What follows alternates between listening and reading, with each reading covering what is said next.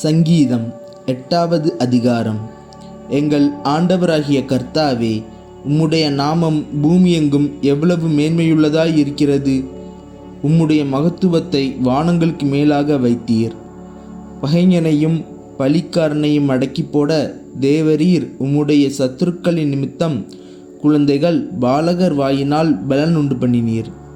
உமது விரல்களின் கிரியையாகிய உம்முடைய வானங்களையும் நீர் ஸ்தாபித்த சந்திரனையும் நட்சத்திரங்களையும் நான் பார்க்கும்போது, மனுஷனை நீர் நினைக்கிறதற்கு மனுஷகுமாரனை நீர் விசாரிக்கிறதற்கும் அவன் எம்மாத்திரம் என்கிறேன்.